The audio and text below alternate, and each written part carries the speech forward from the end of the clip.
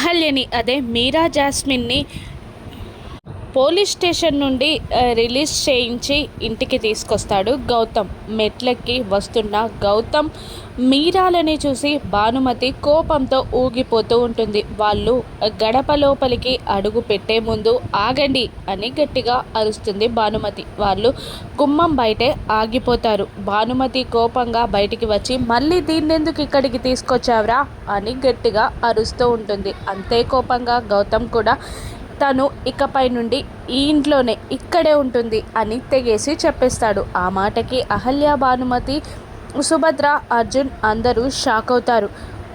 భానుమతి అంతే కోపంగా తగ్గకుండా తను ఈ ఇంట్లో ఉండడానికి నేను ఊరుకోను, నేను ఒప్పుకోను అని గట్టిగా అరుస్తూ ఉంటుంది భానుమతి.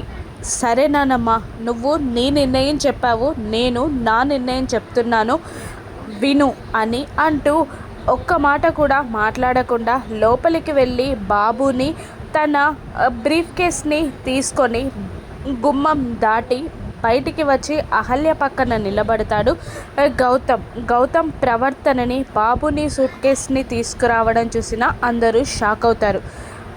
మీరు మీరాని ఇంట్లో ఉండనివ్వకపోతే బాబుతో సహా నేను మీరాతో పాటే వెళ్ళిపోతాను అని గౌతమ్ చెప్పగానే గౌతమ్ మాటలకి అహల్య, భానుమతి, సుభద్ర, అర్జున్ ప్రసాద్, అవంతిక, ఇంట్లో ఉన్న వాళ్ళందరూ షాక్ అవుతారు.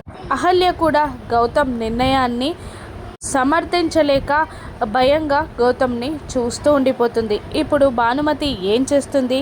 మీరా ఇంట్లో ఉండడానికి ఒప్పుకుంటుందా, లేదంటే బాబు మీరాతో గౌతమ్ బయటికి వెళ్ళిపోతాడా, మీరాయే అహల్య అన్న విషయం ఇంట్లో వాళ్ళందరికీ తెలిసిపోతుందా? రాను ఎపిసోడ్స్లో చూద్దాం. Thank you for watching.